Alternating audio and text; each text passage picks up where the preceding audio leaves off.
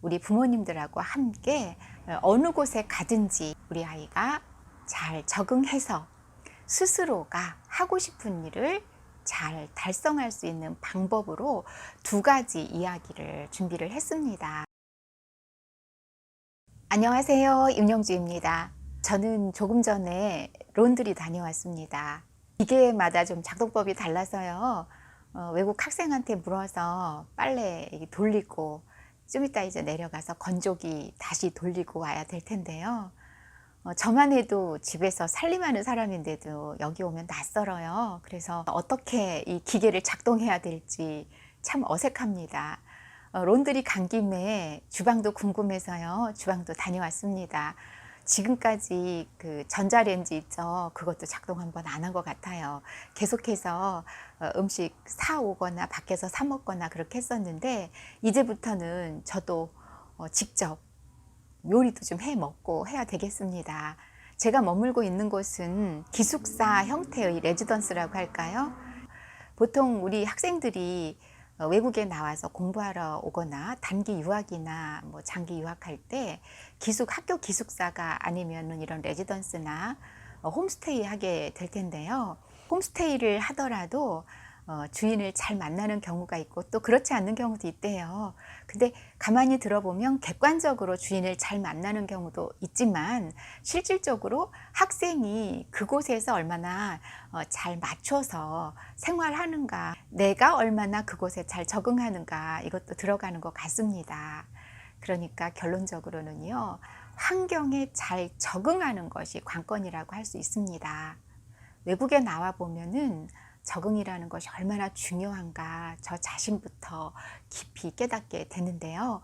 오늘은 우리 부모님들하고 함께 어느 곳에 가든지 우리 아이가 잘 적응해서 스스로가 하고 싶은 일을 잘 달성할 수 있는 방법으로 두 가지 이야기를 준비를 했습니다. 자기가 할 수 있는 것을 많이 만들어주는 게 좋습니다. 안 하는 것과 못 하는 것은 굉장히 차이가 있거든요. 예를 들어 론드리 가려면은 이렇게 바스켓 하나 준비를 해놔서요. 아마 한 일주일에 한 번 정도 세탁을 하러 갑니다. 친구들 보면요. 뭐 수건 몇 개, 그 다음에 뭐 속옷, 그 다음에 겉옷 이렇게 같이 섞으면은 실질적으로는 그 우리가 왜 짙은 색깔의 빨래하고요. 그 다음에 좀 흰색 종류 이렇게 나누다 보면은 일주일에 빨래 한 번 돌리는 것도 쉽지 않을 거예요. 혼자 그 세탁물을 모으다 보면은요. 근데 평균 일주일에 한 번 돌린다고 합니다.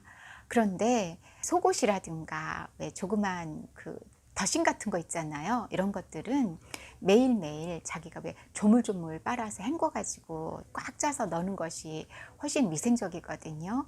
근데 이거를 다 모아 가지고 하는 학생도 있고요. 또 조물조물 잘 하는 친구도 있습니다. 그런 걸 보면서 왜 옛말에 그런 말이 있었습니다. 귀한 자식일수록 멀리 떠나보내라. 뭐 여행을 보내라 라는 의미도 있지만은 고생을 알아야 뭘 더 잘할 수 있다, 그런 의미인 것 같습니다.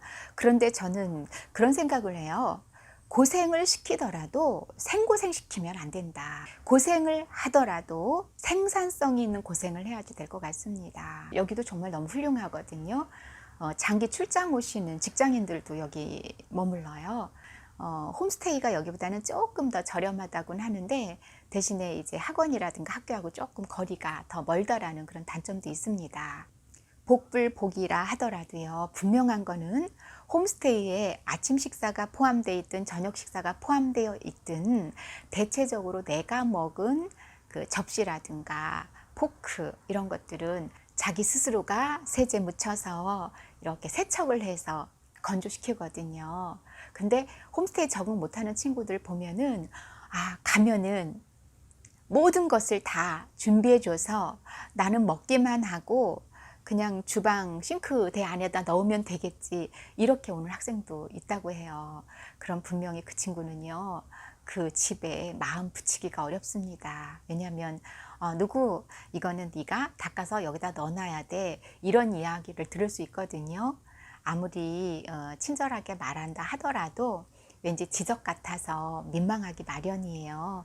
그래서 내가 할 수 있는 것들은 스스로가 할 수 있게 해야 되는데, 첫 번째는 조그만 빨래는 손빨래 할 수 있도록 옆에서 도와주는 게 좋습니다. 부모님들 우리 아이가 스스로 자율성 굉장히 강조를 한다면은 엄마가 할 때 옆에서 세탁기 누르는 것도 좀 보게 하시고요. 그리고 이런 빨래는 헹굼을 조금 여러 번 해야 하는 게 좋고, 그 다음에 널을 때는 건조기가 있으면 건조기 작동 방법도 아이랑 함께 이렇게 보여주시고요. 그 다음에 널을 때는 탁탁 털어서 펼쳐 널면 조금 구김이 덜 가. 생활은 과학이다라고 하잖아요. 이런 것들을 옆에서 가르쳐 주는 것도요, 굉장히 좋은 학습입니다.